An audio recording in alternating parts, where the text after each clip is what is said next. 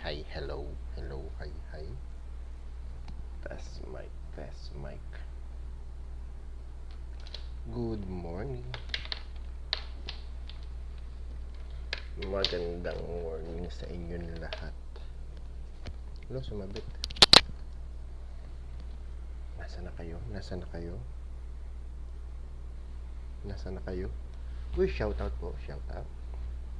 Shoutout kay Sir Romulandicho.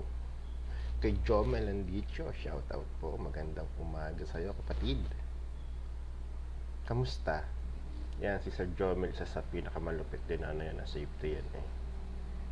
Rodrigo Lumawag, salamat po sa pagpasok. Magandang umaga po sa inyo. Magandang umaga po sa inyong lahat. Kamusta dyan na Sir Jomel? Kamusta kayo? Okay lang ba yung audio? Hindi ba Hindi ba mahina? Hindi ba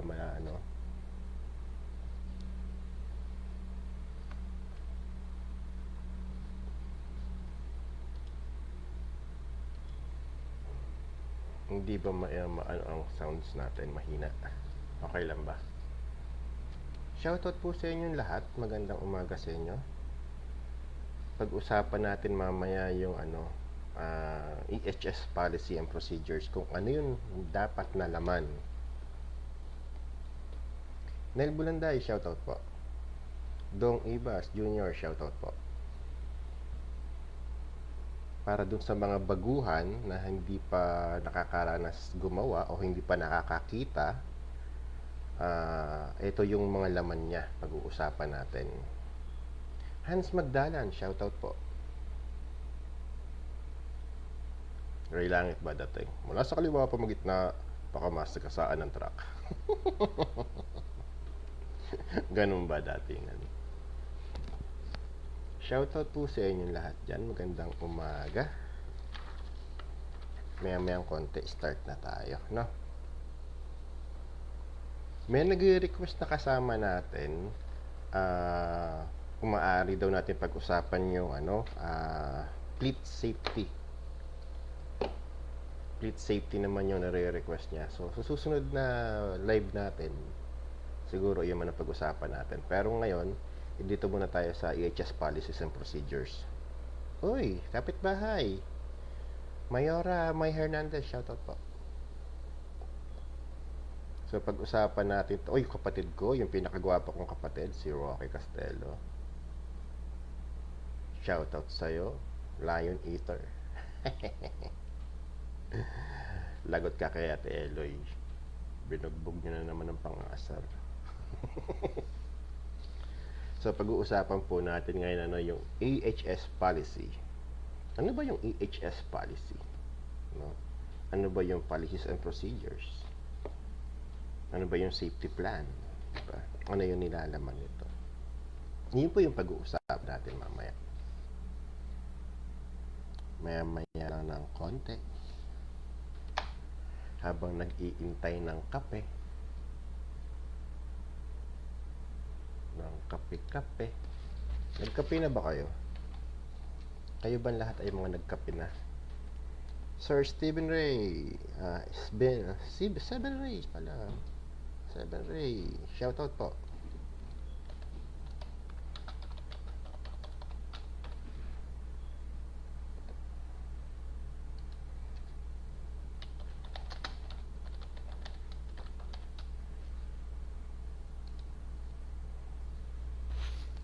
Wow, Jerome Hortela sa Cueva, shoutout po. Good morning from Bahrain. Shoutout po sa inyo. Hindi ko naman pinangalanan si Ate kung may talaga eh.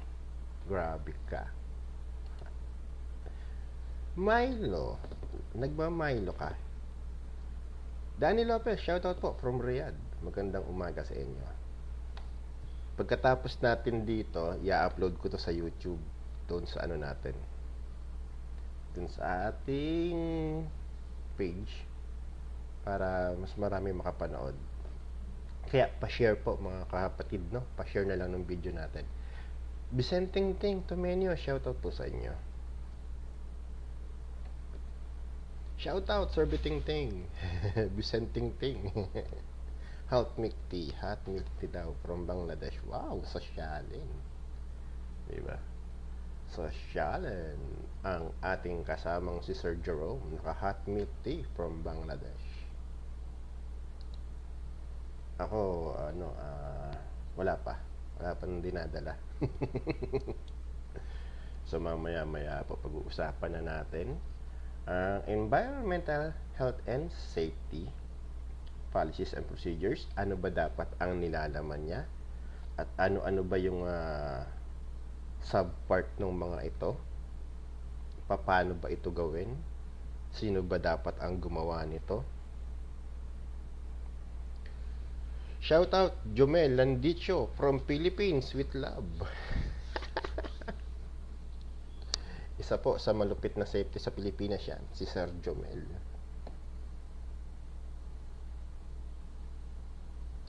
Diba? Kasi pagka malulupit na safety, dapat iniingatan ng kumpanya yan. Ledo Prado Garais, shoutout po. Magandang umaga sa inyo. God bless. Uy, kapitbahay, Rapi Perez. Kuya Rap, kamusta?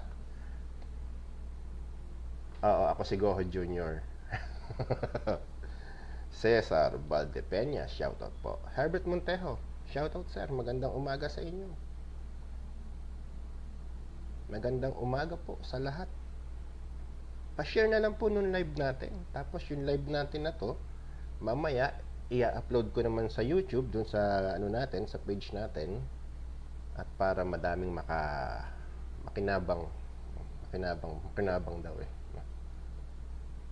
Eric De Los Reyes, shoutout sir. Herbert Montejo, shoutout. Shoutout sa inyo.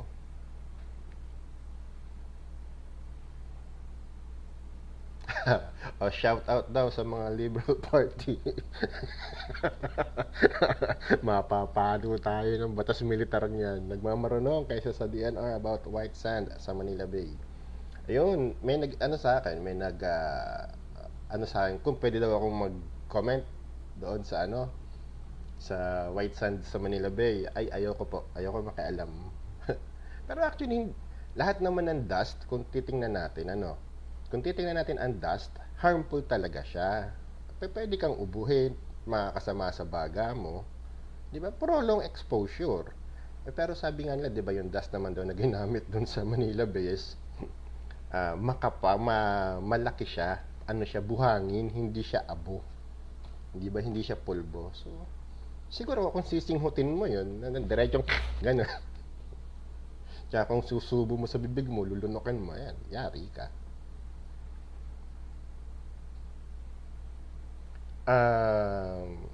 Kasi yung iba hindi sila accessible sa YouTube, Sir Leo. Kaya hindi tayo nagla-live sa YouTube. Pero darating din yan, magla-live tayo sa YouTube. Huwag kang mag-alala. Uy, kapatid na Shane, shoutout sa'yo. Kamusta ka dyan? Yun nga eh. Ayaw nila daw ng match, gusto nila basura. Shoutout po, shoutout sa mga nasa baba. Odong Honey Badger, shoutout sa'yo.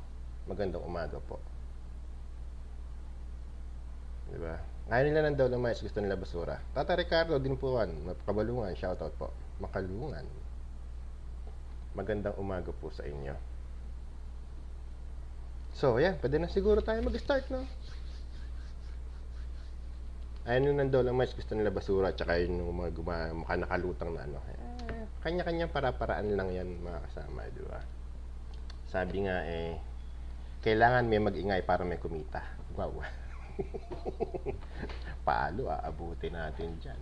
Wag ganun.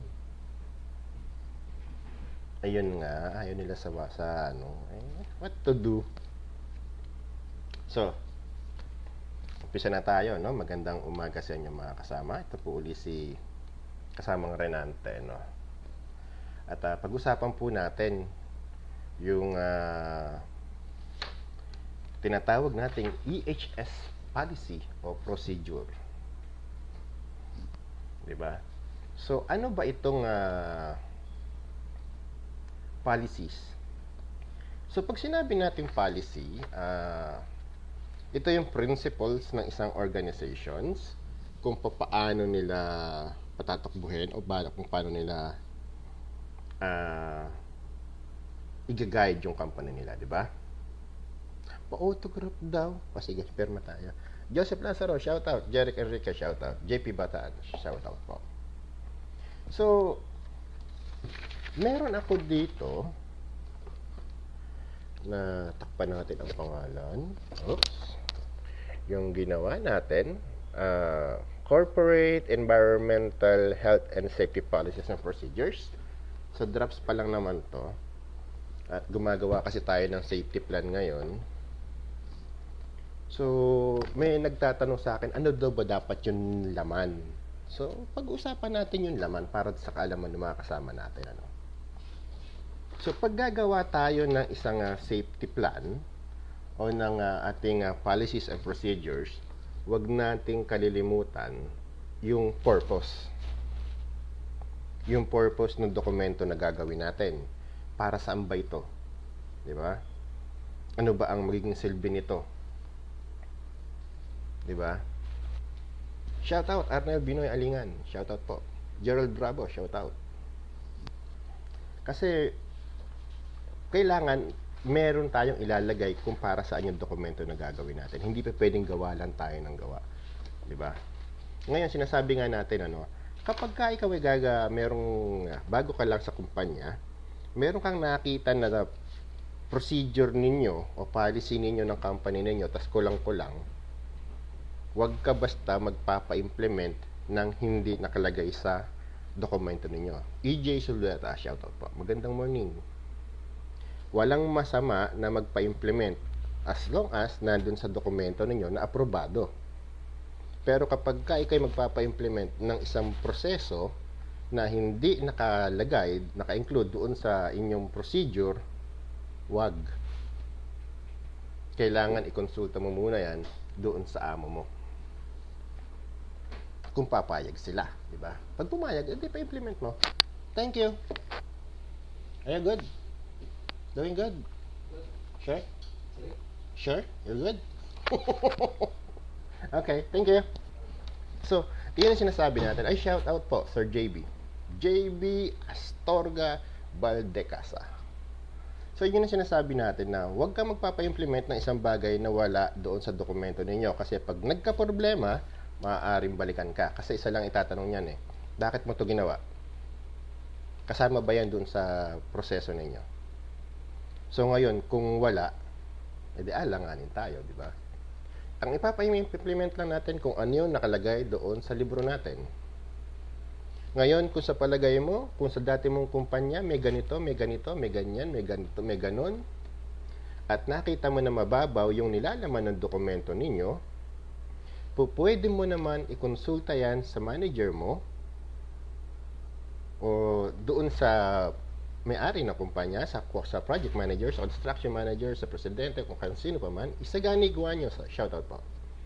At sabihin mo yung kakulangan ng dokumento. Wala namang problema ang revision eh. Madali naman ang revision eh. Di ba? Pag na-revise na yan, pa-approve o pagka okay na, kumpleto na, tsaka ipa-implement. Di ba? So, unang-una, kailangan, pag gagawa nga tayo ng dokumento, may purpose. Lista ninyo dun sa mga gustong gumawa ng mga kanilang safety policies and procedures. Ito yung mga dapat na laman ng policies and procedures ninyo. Pag may purpose na tayo, yung scope of work, kailangan meron yan. Kung ano ba yung ginagawa ng kumpanya ninyo. Tapos, yung company mission statement, wag natin kalilimutan. Diba? Kailangan kasama yan. Isagani, shoutout po. Salamat sir, umabot pa sa lecture. Watching here in Type KSA. Uy, ingat sa type Pero maganda yun no? Tapos, pagka meron na tayong mission statement, kunin natin yung project EHS goal o kaya yung company EHS goal ninyo. Ano ba yung goal ng kumpanya? Patungkol sa safety, di ba? Ito ba'y display lang? Ito ba'y Ipapa-implement talaga ng dibdiban? Paano ba? Pag nakuha na natin, pag mayroon na tayo, syempre, yung company policy, yung polisiya ng kumpanya patungkol sa safety, ito ba'y gagawin sa lahat ng project? Ito ba'y gagawin sa specific project lang? Ito ba'y kailangan na ilan lang yung taong gagawa, susunod? Di ba? Tapos, kukunin natin yung environmental policy. JB Estrogan, shoutout. Berberlin Sajol Barsabal, shoutout po, magandang umaga. Kukunin natin yung environmental policy. Kukunin natin yung management commitment. Diba? Kung ito bang kumpanya natin, isusuportahan talaga tayo o hindi. Kailangan kasama yan doon sa gagawin mo para matibay. Tapos, ilalagay mo EHS objectives, ano yung plano o balak ng safety department sa kumpanya. Diba? Tapos, ilalagay mo din syempre, wag mo kalilimutan ilagay yung safety legislations and regulations kung saan mo kinuha yung standards or procedure na ginagawa mo. Ano yung basa ng procedure na ginagawa mo? Isang standard ba to? Is it local standard? International standard ba sinusunod ng procedure mo? Kung sa Pilipinas, syempre local standard tayo. Bosch course tayo, 'di ba? Sa OSH tayo kukuha. Kung sa abroad naman, syempre international standard tayo. Ngayon, depende yan sa klase ng standard na ginagamit ng kumpanya.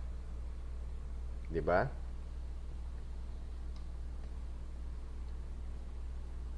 Oo, talagang lalong matipid talaga yung iba. Kaya ang problema kasi brother JB Astorga 'di ba? Company Tapos pagka meron na tayong legislation and regulations, wag mong kalilimutang ilagay yung EHS responsibilities. Anong EHS responsibilities? Ano ba yung nilalaman nito? Ano yung responsibilidad ng mga namumuno? Simulan mo kay project manager, kay CEO. Ano ba yung duties and responsibilities niya patungkol sa safety? Ano ba yung posisyon niya dito? Diba? Hanggang sa project manager, si safety manager, si supervisor, si foreman, si riga, si mga mga tao natin, mga workers natin, storekeeper, kung gusto mo, kailangan specified yung bawat trabaho nila. Kailangan nakalagay dun para makita nila dito sa policies and procedures kung ano yung papel nila. Kailangan malinaw na malinaw sa policies and procedures ninyo na ang safety department ay independent body. No, hindi pa pwedeng salamat Sir Hans sa pag-share. Hindi po pwede na ang safety department ay hawak ng kahit anong departamento. Diba? Hindi pa pwede na tayo under ng ibang departamento. Jay Sumalde, shoutout. Ivan Lim, shoutout. Hans, shoutout. So, hindi natin pwedeng hayaan na ang magdidikta ng safety ibang departamento. 'Di ba? Kasi tandaan natin palagi mga kasama, no? Tandaan natin palagi. Once na ang magdidikta sa atin ay ibang departamento, mawawala ang essence ng safety. Bakit? Ang production side, ang habol niyan, production palagi. More on shortcuts. 'Di ba? Ngayon, kung sila ang magdidikta sa atin o sila ang masusunod, wala na. Tapos isa pa diyan, kapag kunyari yung construction manager, siya yung mamimili ng safety niya doon sa site na pagdadalan o nung gagawin niya, masakit din sa katawan kasi bakit? Ang pipiliin niyan yung kaya niyang kontrolin. Yung kaya nilang pagsabihan na huwag mo nang i-report to, huwag mo nang pansinin to, pikit ka na lang, ikot ka doon, unsafe gagawin namin. Ngayon, kapag ka nagkaroon ng problema, durog tayo. Ganyan palagi kasi ang nangyayari dyan. Ay, shout out po. Shout out kay Kim Lopez Herrera. Shout out kay Jans Basmayor. Shout out po. So, yun ang inaano natin. Kailangan dito sa HSE policies mo, sa procedure ninyo, naka-specify yung duties and responsibilities ng bawat amo para hindi tayo na-under. No? Tatandaan natin palagi iyan.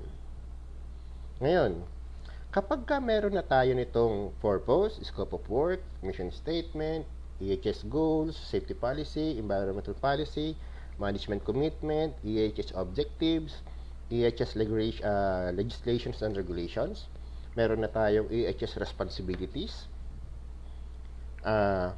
ilagay mo din, doon talaga nagsisimula yung unsafe practices kapag ka ang safety ng project hawak ng construction o project manager. Lalo na kung ang mga project manager mo o construction manager mo ay hindi naniniwala sa safety, wala. Durog ang project, aksidente. Ay, shoutout Hipag, Laila Castelo. Magandang umaga. So, isasama mo din dito, no, yung EHS management reviews and meeting. Bakit natin kailangang isama yung management reviews and meeting?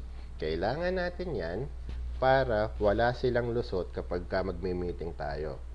Dito sa project EHS sa company natin na to, sa management review and meeting, maglalagay tayo ng specific date.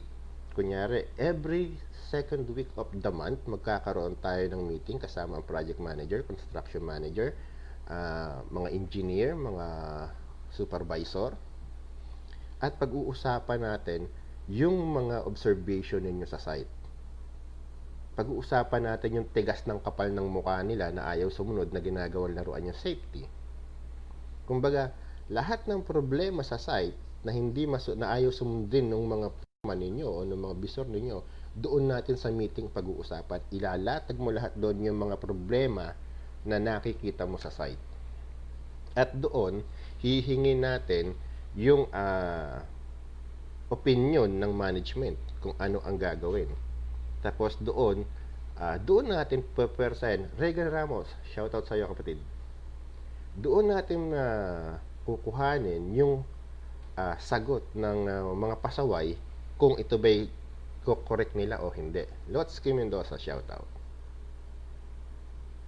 Oo, kaya mahirap talaga kapag poor safety culture ang nasa management at walang commitment dahil tayo mga safety sa field ay nasa alanganin. Kung hindi matibay ang loob mo na makipag-away, naging kaliwali na lang. Tama. Ganyan ang palaging mangyayari kapag hindi mo kayang malambot ang dibdib mo o mahina loob mo, lilain lang tayo ng mga yan. Kaya kailangan dyan, para hindi mangyari yan, kailangan maalam tayo sa proseso. Kailangan maalam tayo sa trabaho natin. Alam natin yung pasikot-sikot para hindi tayo naluluko, hindi tayo naaalila ng mga yan. Kung tandaan po natin, yung mga yan, tayo ang binabantayan. Inaalam nila kung ano yung kakayahan mo, kung hanggang saan. Hahanapan ka nila ng butas. Pag nakita nila yung weak spot mo, doon ka nila titirahin. Hindi ko naman sinasabing lahat, pero meron talaga. So, meron na tayong project management review meetings. Huwag natin kalilimutan yung induction training. Yung EHS induction training, kailangan yan. Mandatory yan. Bakit mandatory? Obligado na bawat isa, di ba?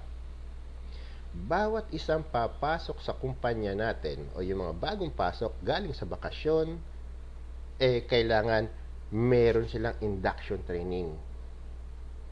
Bakit? Ano ba ang importansya ng induction? Yung orientation. Importante kasi yan mga kasama para malaman ng bagong pasok o ng mga newly hire natin kung ano yung mga ipinapatupad nating sistema tungkol sa safety. Anong klase ba yung kumpanya natin? Ano yung ginagawa ng kumpanya natin? Sino yung mga may-ari? Saan yung mga project na natapos? Ano yung panuntunan natin sa safety? Ano yung mga unsafe act, unsafe condition? Paano maiiwasan? At saka yung mga tamang pagparaan ng pagtatrabaho Doon sa induction or sa orientation, nandun lahat yan. Nakalagay lahat doon yan. Dapat ituturo natin yan doon sa mga bagong pasok. Ngayon, Paul Garcia, shoutout po. Carlo Lauban, shoutout sir.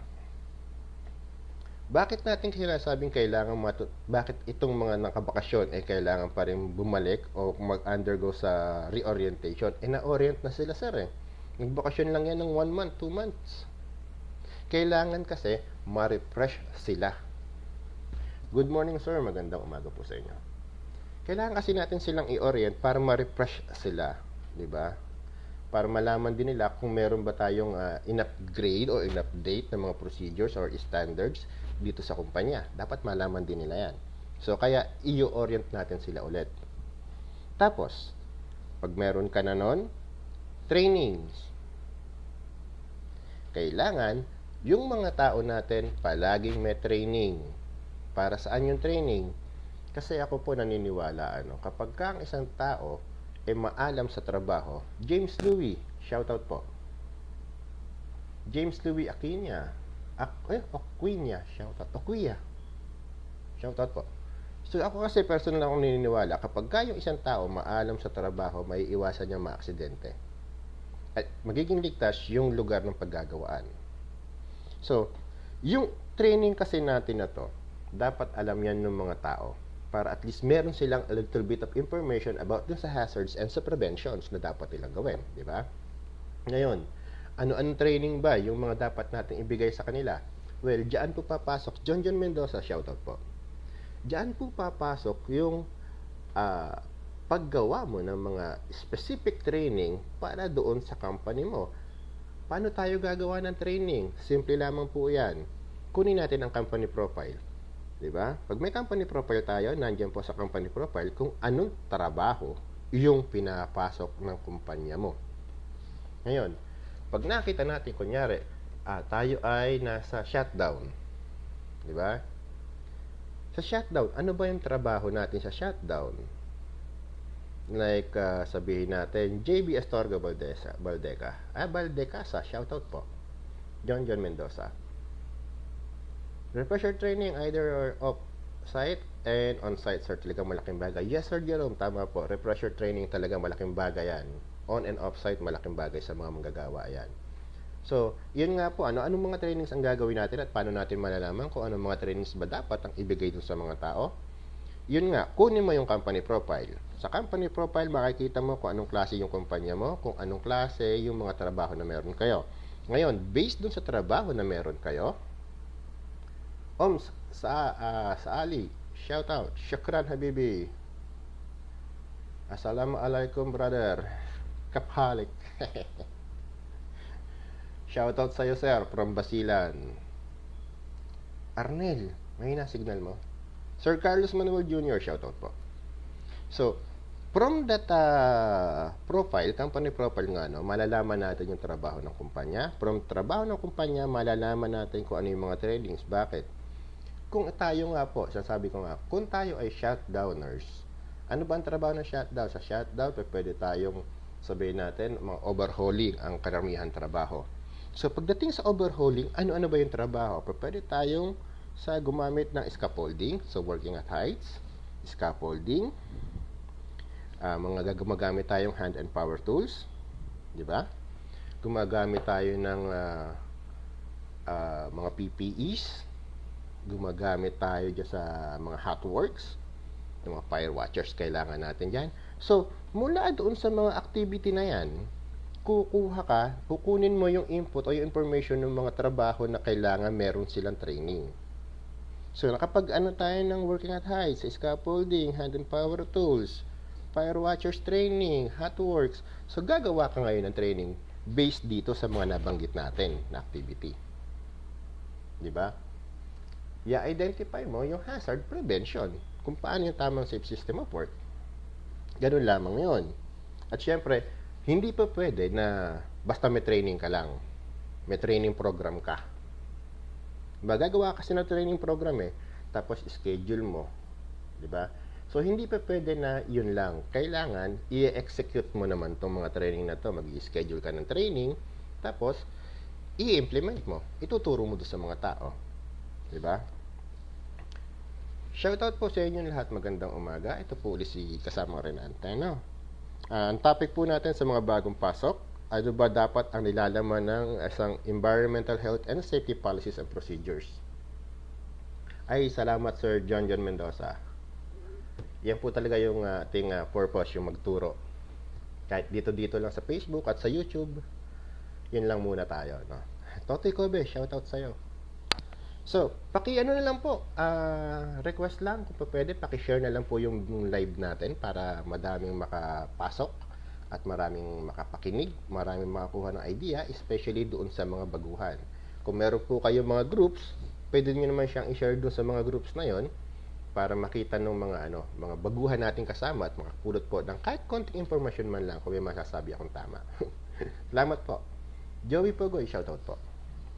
So, meron na tayong training. Meron na rin tayong yung sa ating management meetings and review. Kailangan doon sa ating safety plan, meron tayong incident and accident reporting o yung investigation report natin. Kailangan may proseso din tayo. Bakit natin kailangan nakalagay yung proseso doon? Bakit kailangan may proseso tayo sa investigation? Kasi may procedure ang pag-iimbestiga.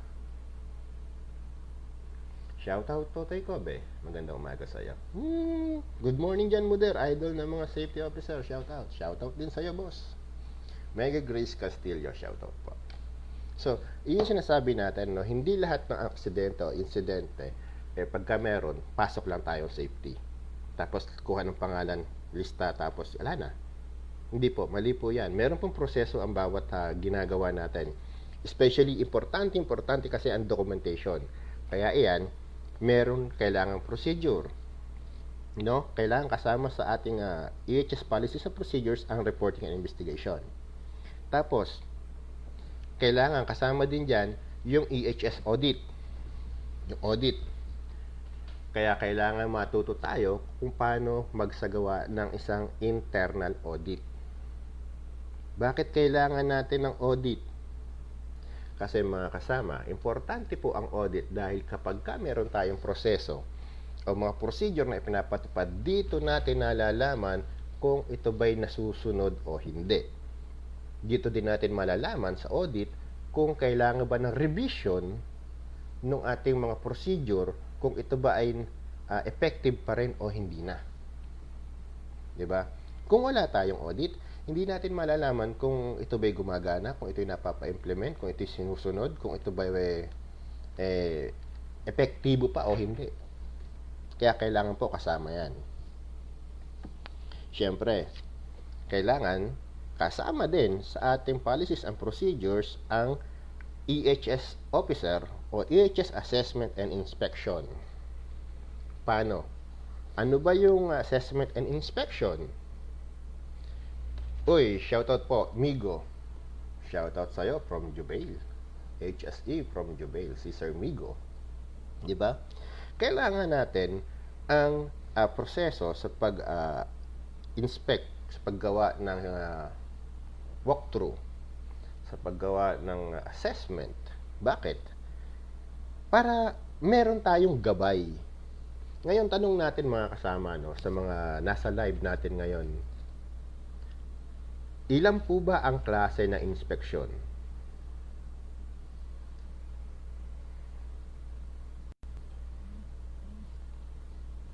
Shom Jiang Cheng, shout out.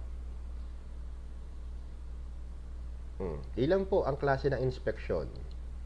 Dito sa 37 na nasa live natin, na nanonood ng live. Huwag po kayong mahiyang sumagot. Ito naman po ay kwentuhan laang. 5. O 5 daw, sabi ni Sir Odong Honey Badger. 5 daw ang klase ng inspection. Mali, any answer pa? Meron pa bang ibang klase ng sagot?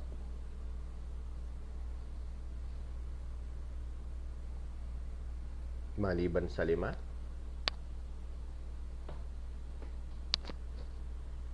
So, technically kasi meron lang dalawang klase. Ito yung formal at informal. Ngayon, doon sa informal at sa formal, doon pa rin may papasok na klase pa ng inspeksyon. Pero iyan ay nahahati lamang sa dalawa, mga kasama, formal at informal. Ngayon, tatanungin natin kung ano ba ang pagkakaiba ng formal at informal. Di ba?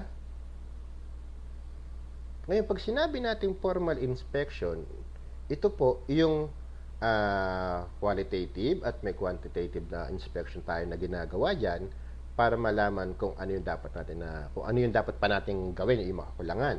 Ngayon, ano ba yung formal? Yung formal, ito po yung pag-inspection mo na naka-schedule, meron kang checklist na dala, meron kang specific location na pupuntahan. Yun po yung tinatawag natin na formal inspection. Ngayon naman po, yung tinatawag natin na informal inspection, June Rod Trinidad, shoutout po. Winkle Ginieta, shoutout po. Yung informal inspection naman, Leo Mendoza, shoutout. Ngayon, yung informal, ito yung inaya ka ng safety manager mo, nagpunta kayo doon sa site, at naglakad-lakad kayo, o yung tatawag natin walkthrough, yun po yung informal. Hindi na kailangan ng documentation dito. Pag naglakad tayo, nakakita tayo ng observation, automatic corrective action agad ang binibigay natin. Unlike sa formal inspection, ginagawaan pa po natin ito ng report, isinasubmit natin sa management para ma-correct nila. So, yun po yun, ano? Tapos, syempre, kailangan pa rin natin dito yung emergency planning and response. Bakit natin kailangan isama sa procedure yung emergency planning and response? Kasi po, importante na malaman ng mga tao kung paano ang gagawin nila kapag ka merong emergency. Like sunog, baha, lindol, sandstorm, di ba? May banggaan, ganyan. Kailangan alam ng mga tao yung gagawin nila. Saan sila pupunta? 'Di ba?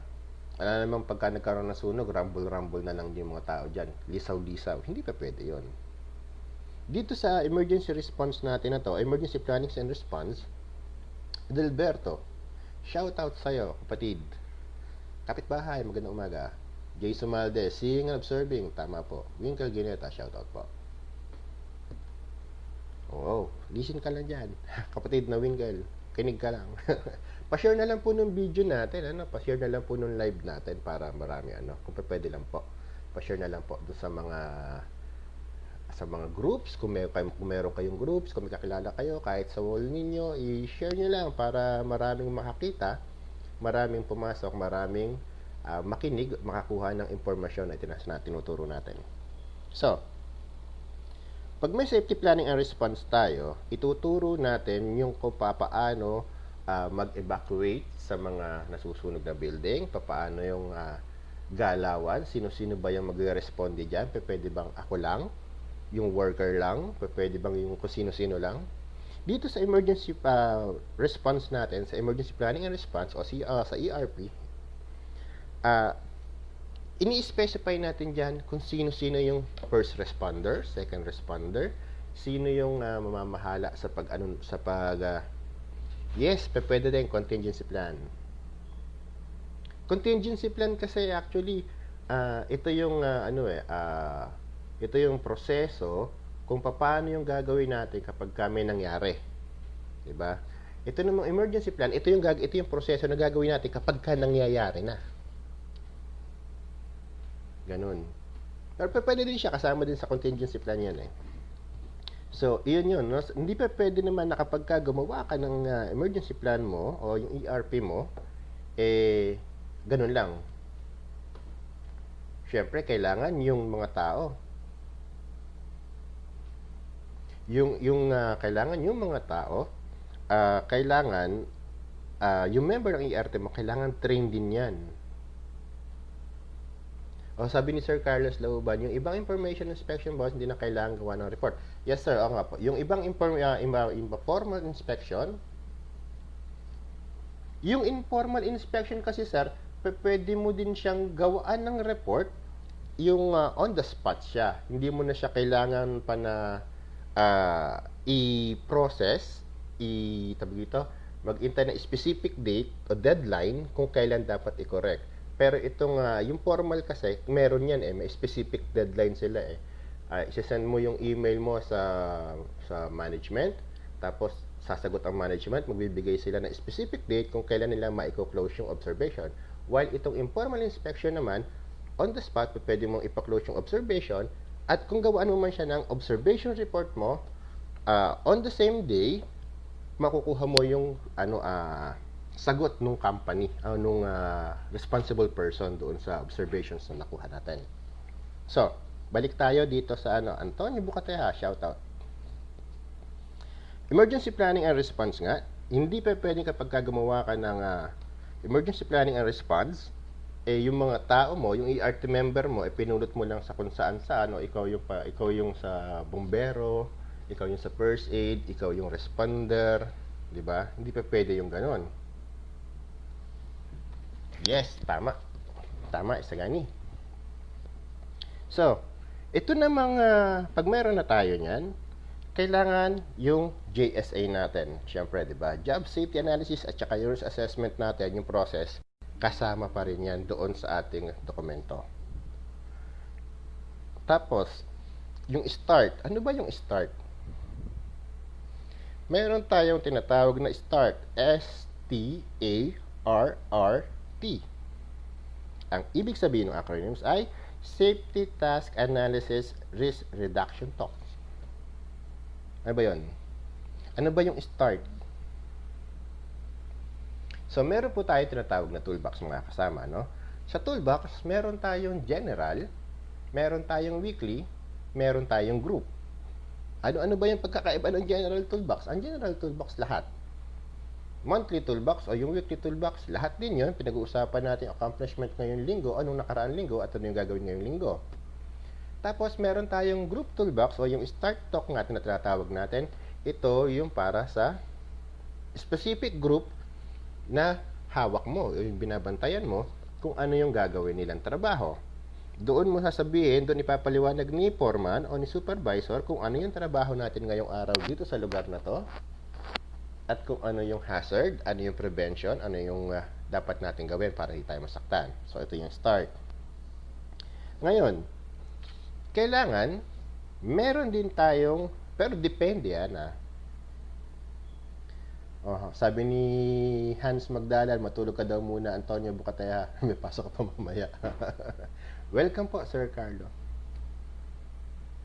So, dito sa Environmental Impact Assessment o yung ating EIA na tinatawag, depende yan dun sa company mo kung gusto nilang magpagawa. Ako kasi talagang inilalagay ko lahat. So, ito yung ginawa ko. Ayan. Ito yung sa akin. Ayan. Dami niyan. 31 points siya. So, sa environmental impact assessment naman kasi, iyon yung didiskitahan nila sa Manila Bay.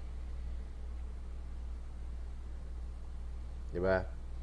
Sabi ni Sir Jerome Cueva, start same as task instruction na kasama din doon ang job description, hazards and control.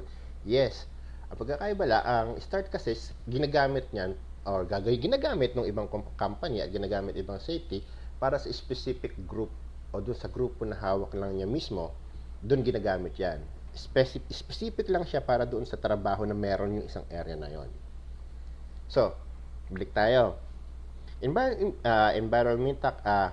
Environmental Impact Assessment o EIA, yan nga yung pagdidiskitahan ng mga bukas pa sir, watch muna, miss ko na si Sir Renante. Si Sir Antonio Bucateja, yan po yung naging estudyante ko sa Baliwag. Tumitira kami ng training, kaming dalawa lang. Suki ko yan dun So, yung EIA nga po, ito yung pinag-didiskitahan sa Manila Bay tungkol dun sa Dolomites, no? Sinasabi nila, yan ba daw ay may EIA? Nagawaan ng EIA ba yan? Ano ba yung...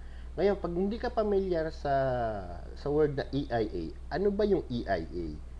No, yung EIA po, pag safety, it stands for Environmental Impact Assessment. Ang pinag-uusapan po natin dito is ano ba ay magiging epekto o magiging bunga nung kung ano man bagay na yan sa kapaligiran at sa kapaligiran, usually environmental nga, di ba? So, gaya dun sa Dolomites na yon, ito ba ay safe? Ano ba ang epekto nito sa flora at fauna, sa tao at sa hayop? Di ba? Ano ba ang epekto nito sa kapaligiran? Yun yung pinupush nila eh. Yun ang hinahanapan nila ng butas yung Dolomites tungkol sa environmental impact assessment eh. Sabihin nila, ano daw, masama sa katawan. Of course, lahat naman ng abo, lahat ng maliliit na particles kapag ka nasinghot mo is masama sa katawan. Di ba? Pero yun nga ano eh, harina. Ito tatanong lang ako ng konti tungkol sa pinag-uusapan natin dun sa Dolomites, di ba? Dolomites dun sa ginagamit sa Baywalk sa Maynila. Ano ba ang epekto nito sa katawan? Masama ba ito o hindi? Well, masama ito kapag prolonged exposure. Ano ba ang pinagkaiba nito sa ibang alikabok, sa ibang bagay? Kung pupunahin kasi nila itong Dolomites, bakit hindi nila punahin ang harina? Diba? Yung harina na ginagamit sa paggawa ng tinapay. Masama sa katawan ang harina. Kapag ito po ay nagkaroon tayo ng prolonged exposure, pwede kang magkaroon ng sakit sa baga sa pagsinghot-singhot lang ng harina. So, lahat ng bagay masama. Diba? Lahat ng bagay may epekto sa katawan yan. Pero syempre, sabi nga ng iba, reasonable risk. Diba? Yun ang pinag-aanuhan lang nila eh. So, doon lang tayo. Nangialam akong bigla sa Dolomites eh. Bastos. So, pagka meron na tayong EIA, o kung gusto ng company nyo, gagawa kayo ng Environmental Impact Assessment, wala pang problema. Kung ayaw naman nila, wala rin problema. Huwag nyo ilagay. So, tapos kailangan yan, doon sa dokumento natin, meron tayong operation controls, di ba? Tapos, pagka may operation controls na tayo, ito ang importanteng parte ng dokumento po ninyo ay ang safe work practices. Yan po, yung pinaka-importanteng lalamanin ng inyong dokumento, yung tinatawag nating Safe Work Practices o SWP. Bakit importanteng magkaroon? Sir Arnel Patencio, shout po. Corrective actions daw will be based on the findings. Tama, syempre. Yun ang dapat talagang mangyari, di ba? Sir Jomel Nandicho. So, yung safe work practice na tinatawag natin, ito po yung maglalaman ng mga proseso ng trabaho ninyo. Paano ba gagawing tama ang trabaho? Paano ba magiging ligtas yung mga nagtatrabaho? Like, for example, sa excavation, sa working at heights, sa hot works, sa scaffolding, sa painting, sa manual material handling, man and machine interface, sa ating fleet safety, sa ating electrical safety. So, dito sa safe work practices of SWP, doon nandun yung mga safe work procedures ninyo kung paano maging ligtas yung trabaho. Okay? Sir Robin Castro, shoutout. Ryan Cañete Flores, Rondinia, shoutout po. So, wag natin kalilimutan dun sa safe work practices, ilalagay po natin lahat yung klase ng trabaho na meron yung kumpanya natin at isa-isa igagawa natin yan ng procedure o safe work procedure based doon sa trabaho na meron. Like, sabihin na natin dito sa excavation, ano ba dapat yung safe work practice sa excavation? Kailangan pag naghukay tayo, merong barikada, merong signages. Kailangan yung huhukayin natin kung ito ay trench or open excavation or bulk excavation. Kailangan may safe access yung mga sasakyan, yung mga excavator at yung mga tao, kailangan magkahiwalay. Kung ito naman ay trench, kailangan alam natin kung anong klaseng hukay ba ang gagawin natin. Ito ba ay confined space o hindi? Kung ito man ay confined space, gaano ito kahaba? Kung ito ay mahaba, ilang hagdan ba dapat yung ilalagay natin? Kailangan yung hagdan natin, stable yan, stable yung access and egress natin, yung roots natin, safe yan. Kailangan, pag mahaba nga yung hagdan, yung excavation natin o yung trench, ilang hagdan ba dapat ang meron sa loob ng trench na yan?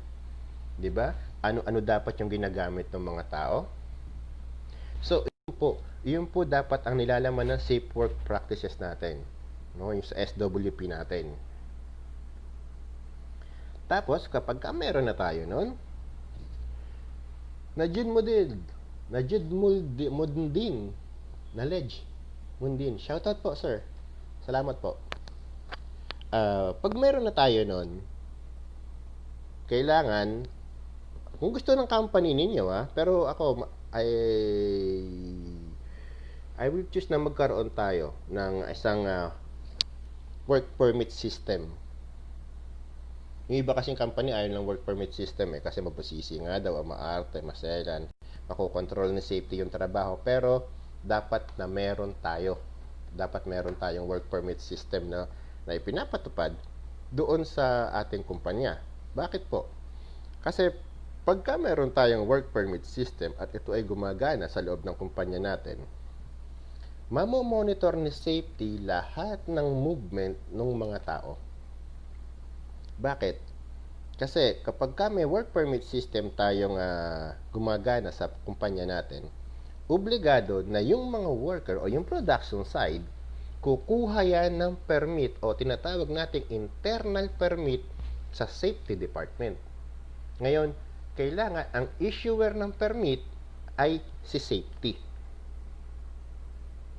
Diba? Ngayon, si safety, bago niya issuehan ng permit itong production side, syempre yung proseso, iikutin natin yan, di ba? Iikutin natin yung trabaho, titingnan natin kung nag-comply o hindi. So, iyon yun. Kaya napakaganda na meron tayong work permit system doon sa trabaho natin o sa kumpanya natin. Ay, salamat sir din, Sir Angelo del Rosario Brujas. Di ba? Kapag may work permit system tayong gumagana, kontrolado natin ang lahat ng klaseng trabaho sa kumpanya o doon sa project natin. At mape-penalize natin yung mga pasaway, which is ayoko talaga, hindi ako pabor sa nagsususpinde. Nagpunta tayo lahat sa abroad, nagtrabaho tayo para kumita ng pera. Ayoko talaga yung nagsususpinde ng tao. Pero minsan ginagawa ko talaga yan, nagpapaterminate din ako. Bakit? Kasi tinitingnan ko kung ito bang tao na to ay makatutulong sa amin, sa lahat, hindi lang sa akin, sa kumpanya, sa lahat ng tao na kapaligid, o itong tao na to ay makakasama. Di bali pang mawalan kami ng isang safety, mawalan kami ng isang worker, mawalan kami ng isang manggagawa, kesa mawala lahat yung mga manggagawa namin. Ganun lang naman kasimple yun Kung ikaw ay manghihila pababa, hindi ka ba magdadalawang isip tanggalin ka? Kaya kung magdadamay ka pa, ikaw na lang mag-isa. Kaya parang ganun lang po yun. So, yun nga, balik tayo, no? Kung meron tayong permit to work system, kontrolado natin lahat ng trabaho, dadaan sa atin lahat ng impormasyon, kung unsafe o safe, kung sino, kung paano, at kung saan. Diba? Ngayon, iba po yung internal permit sa external permit. Yung external permit, kliyente yan, client side yan. Problema nila yan. Ngayon, internal permit sa atin yon. Ngayon may nagtatanong po sa atin noon mga kasama, no? Si safety daw ba, kailangan pa bang pirmahan ni safety yung permit? Kung ito po ay kasama sa nakalagay sa inyong permit system, na kung ang internal permit ninyo ay kailangan pumirma si safety, well, why not? Pero kadalasan, ang ginagawa lang natin is chine-check lang natin yung permit. Pero kung kayo ay merong internal permit system gumagana, it's a mandatory requirements na pirmahan mo yung permit na i-issue mo sa kanila kasi ikaw ang issuer o tayo ang issuer, tayo mga safety ang issuer. Okay po? Office safety, kailangan meron din yan kasama sa inyong dokumento ang office safety. Bakit kailangan na pati ang Ram Kishore, shout out bro, how are you? Office safety, kailangan din po natin na mayroong procedure nito para ma-maintain natin yung kaligtasan ng mga taong nagtatrabaho sa opisina, para makita natin kung ano ba yung estado o itsura ng ating working area sa opisina natin. May mga tao ba nagdadala ng kutsilyo? May mga tao bang kumakain sa loob ng opisina? May mga tao ba nagtatago ng pagkain sa aparador? May mga natutulog ba dyan? May mga nagkukuyakay ba sa upuan? May mga umiikot-ikot na ganun ba sa upuan nila? Kailangan makita rin natin yan kasi more on ergonomics naman po na tayo dyan. So, pag meron na tayo yan, kailangan, isa pang importante na kasama sa ating safety program ay yung substance abuse program. Bakit kailangan yung substance abuse program?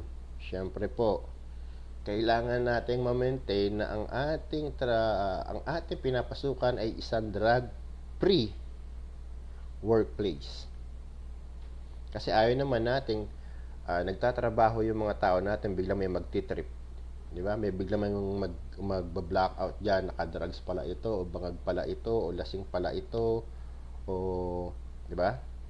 Tapos magwawala, patay, hostage, patay, ubos tayo dyan.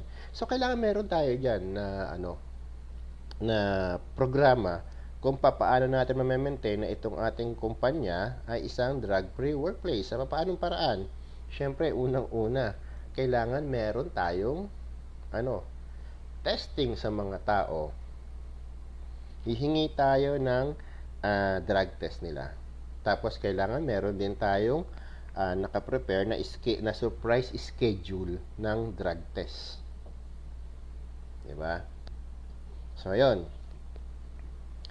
Tapos, kung tayo po ay malaking kumpanya, wag po natin kakalimutan, kung tayo ay isang malaking kumpanya, wag po natin kakalimutan na isama ang management of subcontractor. Bakit, sir, natin kailangang isama yung management of subcontractor? Cariaso Ash. Shoutout po. Bakit natin kailangang isama yung management of subcontractor? Sir, subcontractor yan. Contractor kami. Diba? Shoutout, Joey Pogoy. Watching from Cebu daw. Shoutout po. Ingat po dyan, sir. Maganda dyan sa Cebu. Bala kung dyan pumunta dyan kaso wala naman akong kilala dyan. Kaya hindi ako makapunta dyan. So, management of subcontractors, kailangan natin kasama to sa ating safety plan o sa ating policies and procedures. Bakit? Kasi kailangan meron tayong proseso kung paano natin i-handle itong mga subcontractor natin. Hindi pa pwede kasi na basta kuha lang tayo ng kuha. Diba? Pre, may gagawin kami dun tirahin mo nga yun. Tapos malaking malaking trabaho it will compose of 100 manpowers or 30 to 40 manpowers. Tapos may equipment pa. Tapos wala lang, usapan lang. Paano yun? May safety policy tayo. Sila walang safety policy. Wala silang procedure, wala silang program, wala silang plan. So bibigyan natin sila. Yung policy natin ipasusunod natin sa kanila. Kung ayaw nilang sumunod, paano na? Nagtatrabaho tayo, lahat naka-PPE, tapos sila naka-short, naka-chinelas, naka-sando. Diba? Kailangan, kung ano yung gawa natin, kung ligtas tayo magtrabaho, kailangan yung mga subcontractors natin ligtas din magtrabaho. Kaya nga po sinasabi natin, kung ako ang kliyente, kailangan yung subcontractor ko o yung mga contractor ko sumusunod sa palisiyan na meron ako. EJ Paltoob, shoutout po. Watching from Calamba, Laguna, galing ako dyan dati. Nagkandak ako ng pre-trainings dyan nasa Pilipinas ako Tapos kung ano yung safety policy natin, kailangan meron sila na safety policy na sarili, pero naka-align doon sa safety policy natin. Pansinin ninyo mga kasama, bakit ang daming aksidente ang nangyayari sa isang construction site? kahit malaking kumpanya ito na pinagtatrabaho ng mga subcontractor, may mga nangyayaring aksidente pa rin. Bakit? Na, na, na, na, na, nakita ba nila ang safety policy ng kanilang subcontractor? Yung kanilang safety program ng subcontractor, nakita ba nila? Kung tama ba yung proseso ng trabaho na gagawin nila? Naka-align ba ito sa safety policy nila o sa program nila? Paano saan kumuha ng program ito? Diba? Sinasabi nga natin, hindi lahat ng safety program o hindi lahat ng safety standards, hindi lahat ng safety policy is pare-pareho. Safety standard, bawat bansa meron yan. Diba? Safety program o safety plan, hindi pare-pareho yan. Depende yan sa klase ng trabaho na meron kayo. Ngayon, meron tayong tinatawag na corporate safety plan. Ito para sa kumpanya. Diba?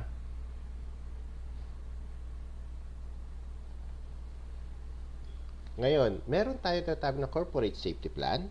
Meron tayong tinatawag na specific safety plan. Meron tayong PSSP o tinatawag nating Project Specific Safety Plan. Yung tinatawag nating Corporate Safety Plan, ito yung mother documents natin, parang manual. Lahat nandyan, di ba? Ngayon, ito yung sa kumpanya. Ngayon, pag sinabi nating Specific Safety Plan, ito yung as per company. Kasi ang Aramco, ibang procedure niyan. Ang SABIC, iba ang procedure. Ang Royal Commission, iba ang procedure. So, hindi ka pa pwede gumawa ng isang procedure na magpipit dun sa tatlo. Hindi. Kaya kung gumawa ako ng as per project o as per company. Ngayon, hindi siya dun nagtatapos, Vicenting Ting, shoutout, welcome back. Mark Jason Garcia, shoutout. Angela Del Rosario Buha, salamat sir sa info. Welcome sir, wala pong anuman. So, hindi nga doon nagtatapos yun, doon sa corporate mo, hindi sa corporate plan mo, hindi doon nagtatapos yan. Kailangan meron kang specific na company specific plan. Tapos, meron tayong PSSP o yung tinatawag natin Project Site Specific Plan. Paano yung Bea Nicole Olivia Corine? Shoutout po. Magandang umaga. So, ano ba yung PSSP na to, sir? Bakit ang dami naman natin dokumento? Kaya po tayo madaming dokumento kasi maliban doon sa corporate safety plan mo, meron tayong project specific, meron tayong PSSP, yung PSSP for specific activity. Gets ninyo? Yung trabaho na to, kunyari, meron tayong activity na short project lang, mga 2 weeks, 3 weeks lang natin gagawin o 1 month or 2 months natin gagawin. Ang activity natin dito is painting, demolition, renovation, at saka lifting. So, dito sa PSSP natin, naka-indicate doon yung mga activity. Like ganito.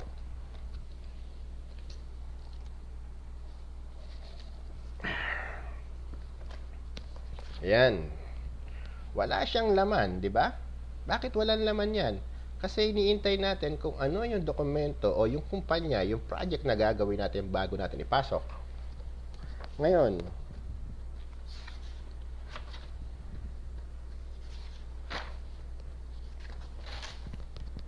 dito sa dokumento na to,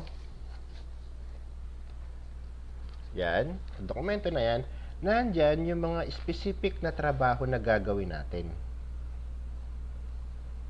Yan. Diba?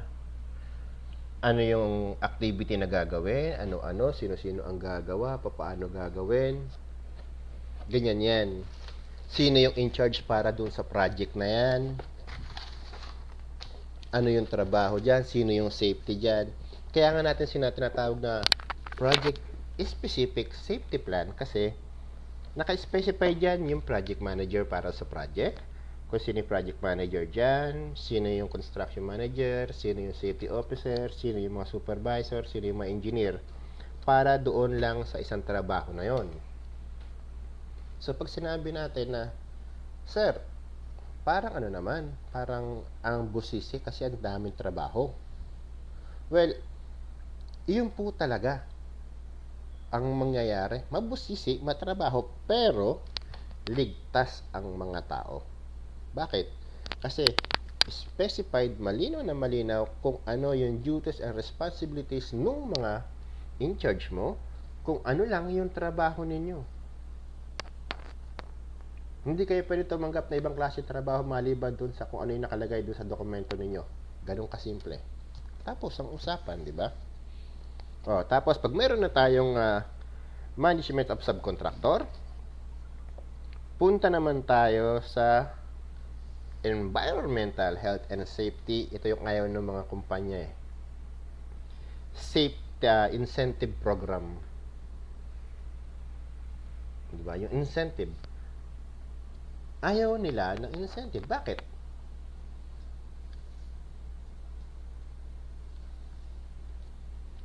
Ang problema kasi, kapag trabaho ng trabaho ang mga tao, meron din tinatawag na tear and wear yan. Yung stress natin. Diba? Ngayon, kapag pagka dumating yung time na pagod na yung mga yan, tapos wala man lang silang ayuda. Kasi sabihin, hindi naman tayo kailangan magbigay ng extra sa kanila kasi hindi naman nakalagay sa kontrata yun eh. Pero, kung nakita mo naman na maganda yung performance nila, pwede ka namang magbigay ng overtime, pwede ka magbigay ng incentives. Like for example, yung mga tao na nagtatrabaho ng ligtas, sumusunod sa safety policies, talagang walang aksidente na nangyayari sa trabaho nila, pwede mo silang bigyan ng incentives kahit load or i-blow out mo yung team sa labas, yung isang grupo ni foreman, ni Bisor, diba? Kayang kayo sa labas, Jollibee, McDo, kung saan man. Magbigay ka ng mug, magbigay ka ng load, magbigay ka ng keychain, magbigay ka ng gloves, magbigay ka ng kung ano lang ba yung makikita mo na makapampapalubag loob nila at gaganahan silang magtrabaho. Kahit tayo man kahit ako man. Masarap yung paminsan-minsan na-appreciate tayo. Appreciation kasi yan Kahit sobrang pagod ka na sa trabaho, masarap pa rin sa pakiramdam yung napapasalamatan ka, napapansin ka. Jonathan Pastrana, shoutout po. Diba? So, iyon sana, ganun sana yung ginagawa natin na mo-motivate natin yung kasi it's a way of motivating people para magpatuloy sila sa ginagawa nilang maganda. Kasi kung palagi maganda yung ginagawa niyan, hindi mo naman napapansin, tatama rin yan. There's a time na tatama rin yung tao para ipagpatuloy yung ginagawa niya. Diba? Aminin mo kasi natin hindi. Pag nag-comply ka sa safety, mabusisi, kailangan may helmet ka, may gloves ka, may safety glass ka, may safety shoes ka, may coverall ka. It takes a lot of time para mag-comply. Pero, mas madali pumasok ng nakasapatos, nakachinelas, naka-short, naka-t-shirt, walang PPE. Diba? Effort din kasi yung pagsuot ng PPE, mga kasama. So, ma-appreciate man lang natin yung mga tao is enough. Salamat na malaking tulong na sa kanila yan. Sa hindi financial, pero emotional, di ba? So, kapag meron na tayong incentive program, medical surveillance program, syempre, bakit kailangan natin ng medical surveillance program? Sir, may mga ano naman to. May mga health certificate naman itong mga to. Oo po, nung nag-apply, may health certificate yung mga yan. Nagtatrabaho na, 1 taon na sa'yo. Same pa ba yung health certificate niya doon sa kondisyon ng katawan ngayon ng tao? Siyempre hindi. Melrush Oliveros, shout out tol. Para maiwasan natin may madisgrasya sa kumpanya natin o sa project natin, kailangan i-monitor din natin yung kalusugan ng mga tao. Paano sir i-monitor yung kalusugan ng mga tao? Hindi naman natin pwedeng bigyan ng mga pagkain yung mga yan. Okay, hindi nga natin pwedeng bigyan ng mga pagkain yan. Hindi natin obligasyon kasi may sahod naman yan, may budget naman sila. Kaya lang, di ba? Maglagay tayo ng isang clinic. Maglagay tayo ng isang clinic kung saan pa pwedeng maglabas-pasok yung mga taong may nararamdaman at maglagay tayo o gumawa tayo ng ating records para doon sa mga tao na may alam nating may high blood, may diabetes, may mga karamdaman na iniinda, pwede naman nating i-check yan eh. Di ba? Para makita natin kung ito bang si tatay ay fit to work pa ba. Baka mamaya papakatin natin sa isang scaffolding tower yan. Yun pala, high blood. Tapos sumpungin ng high blood sa taas. Ubos tayo dyan. Di ba? Kawawa naman si tatay. So, importante yan na meron tayong surveillance program. At isa pa, mga kasama, yung last, security plan. Kailangan meron tayong security plan, especially, sabi ni Sir Jerome, tama sir, kahit mga certified at appreciation lang, motivated na ang mga tao na yan. Oo, mas maganda nga kung pwede ka mag-issue eh. Kunyari, meron kayong toolbox, di ba? Bibigyan mo sila ng safest worker, di ba? Safest foreman, safety supervisor, safest group, o tapos safety officer of the month. Kasama nyo si safety officer syempre, kasi nagkatrabaho din naman yan. Yung appreciation, napakasarap yan. Importante yan sa mga tao para mag-boost yung kanilang moral. So, balik tayo.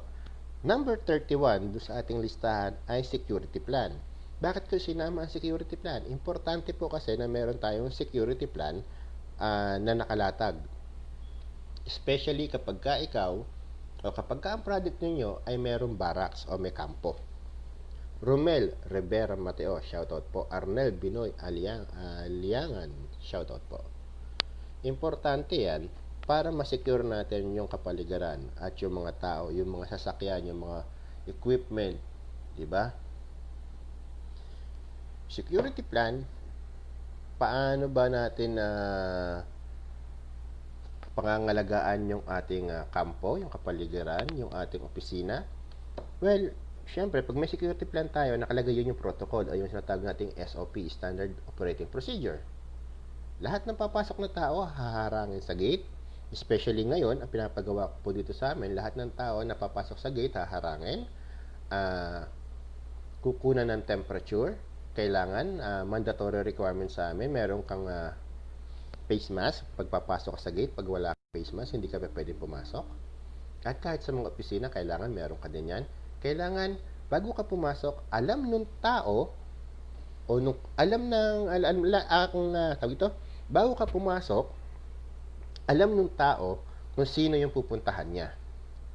At yung sadya niya, ang pupunta doon sa gate para sunduin siya kasi pipirma siya sa logbook. Kunyari, may bisita ako.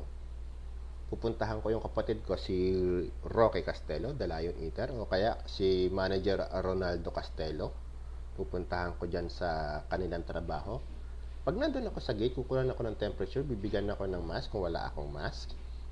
Kung kinakailangan mag-gloves, may bibigyan din ako ng gloves. Tapos tatawagan yung security, yung tao na pupuntahan ko. Ngayon, yung tao mismo ang pupunta, ang susundo sa akin doon sa gate para isama ko kung sa cafeteria or sa opisina o kung saan man kami pupunta talaga. Bakit natin ginagawa ito? Ginagawa po natin ito para maiwasan natin magkaroon ng aksidente o magkaroon ng problema yung loob ng site natin. Kasi once na itong tao na to ay nagdire-diretso, pumasok lang sa loob, hindi naman ito familiar sa ating site eh. Maglilisaw-lisaw to. Pag ito ay naglisaw-lisaw, pwedeng mag-pose ng risk. Paano? Pwede siyang ma-aksidente, pwede siyang maka-aksidente. Ganun lang yan. Diba? So, yun po yung ginagawa natin. Kaya importante na yung security plan nakalatag, meron din tayo. Tapos yung ating, isama na rin natin sa pinag-uusapan natin. Although wala sa amin dito yon, pero dun sa aking safety manual, kasama po doon yung fleet safety. Ngayon sa fleet safety naman, pwede nyo ilagay ito sa ninyo, sa manual, sa plan ninyo, kung meron kayo, kung marami kayong sasakyan. Ang fleet safety naman po, proseso kung papaano natin mapapanatiling ligtas yung mga nagdadrive o yung mga drivers natin. Paano ba yung pag-hire ng driver? Ano ba yung requirements? Ano ba yung qualifications na kailangan? Mula sa pag-hire hanggang sa pagdadrive, nandyan niya, kailangan kasama sa procedure natin dyan. Ngayon, isa sa tinitingnan natin sa fleet safety, yung assessment nung mga sasakyan, nung tao, yung kondisyon nung biyahe. Pati yung road na yan, sinasama natin sa assessment yung dadaanan niya. Ito ba'y maulan, madulas, lubak-lubak? Diba? Kasama yan. So, yun lang po muna. Ano pa ba? So, ito nga, doon sa mga bagong pasok, ang pinag-usapan po natin ay yung mga dapat na laman ng inyong policies and procedures. So, una po, purpose. Second, scope of work. Third, mission statement. Fourth, project EHS goal. Fifth, safety policies. Sixth, environmental policy statement. 7, management commitment. 8, HSE objectives. 9, legislations and regulations. 10, responsibilities. 11, management review meetings. 12, induction training. 13, training. 14, meetings. 15, incident accident reporting at investigation. 16, audits. 17, assessments and inspection. 18, emergency planning and response. 19, JSA at risk assessment. 20, yung start talk natin. 21, EIA or environmental impact assessment. 22, operational control. 23, work practices. 24, office safety. 25, work permit procedures, client at saka yung owner. 26, substance abuse program. 27, general safety rules. 28, management of subcontractors. 29, incentive program. 30, surveillance, medical surveillance program. 31, yung security plan. So, yun lamang po, yung list ng mga information na dapat na meron ang ating safety plan. Pero sinasabi ko nga sa inyo, depende yan sa company at sa gusto ng owner. Diba? Merong kumpanya na gusto mabusisi. Sige sir. Sabi ni Sir Carlo, boss, pwede paki-message or screenshot pati definition po ng start. Sige po. So, pagka meron tayo nito, papa-aprubahan pa naman natin to sa ating management. Re-reviewin nila Ngayon, kapag ni-review nila at tinaprubahan lahat ng laman, maganda. Kapag na-review at meron pinatanggal, so wala tayong magagawa. Obligado natin tanggalin. Pero, sige po sir, list po ng information. Sige po. Pero, itong ating dokumento o yung dapat na nilalaman ng dating safety plan o yung procedures natin, i-inform natin sila kung ano yung kahalagahan ng bawat isa. At the end of the day, sila pa rin yung masusunod kasi pwede tayo, kasi as a safety, advice tayo advisor lang ang papel natin advice lang tayo, recommendations lang tayo. Ngayon, kung papayag sila, napakaganda. Kung hindi papayag, pababawasan, wala tayong magagawa, obligado natin bawasan, diba? Ngayon, pag meron ka na nito, hindi pa doon nagtatapos yun. Pag meron ka ng safety policies at may safety procedures ka na, hindi pa dyan nagtatapos, doon pa lang magsisimula. Paano nung sir? Doon pa lang magsisimula, tapos na nga, nagawa ko na. Tama, nagawa mo na. Tama, naipasa mo na, naaprubahan mo na. Diba? Pero kaya natin sinabing Doon pa lang magsisimula dahil once na naaprubahan ang mga dokumento, implementation na tayo. Sa implementation, madaming umaayaw. Sa implementation, madaming umiiyak. Sa implementation, madami ang nawawalan ng trabaho. Di ba? Sabi ko nga sa inyo, yung paggawa ng dokumento, madali pa yan. Napakadali niyan, lalo na't maalam ka. Napakadali niyan. Ako, hindi sa pagmamayabang mga kasama, ang isang procedure, tinitira ko isang araw. Minsan wala pa pagka nasa kondisyon ako. Ilang libro na yung nagawa ko. Madami na. Pero, yung implementation, sa akin madali dahil may posisyon. Pero kapag wala kang posisyon, masakit. Pero kahit may posisyon ka at ikaw lang mag-isa at yung napuntahan mong kumpanya, walang safety plan, walang safety culture, iyak ka pa rin kahit may posisyon ka. It's either umalis ka o talagang gagawin mong mission na baguhin yung standard ng kumpanya. Diba? So sinasabi natin na itong dokumento, hindi siya din doon nagtatapos kasi bawat dokumento na yan, may subpart pa po yan. Ngayon, sa mga susunod na araw, itatry natin na pag-usapan yung subparts ng bawat isa para malinaw at maintindihan ng lahat. Kasi hindi ko mo sinabing EHS training, iyon na yun. Sa EHS training, may mga subpart yan. Anong training? Kailan gagawin? Papaano gagawin? Sino ang gagawa? Nako, email natin yung topic sa'yo. Ito na listahan. Pwede kong bigay sa'yo yung listahan. Kaya lang, paano ko sa'yo email yung topic? Yung topic natin, hindi naman to brother, hindi siya, tawag dito, hindi siya wala tayong script. Hindi kasi scripted Ang meron lang tayong listahan, ito, yung trabaho, o yung dapat laman ng safety plan mo, pero yung pagpapaliwanag, walang script yun Direkta yun Yung masakit.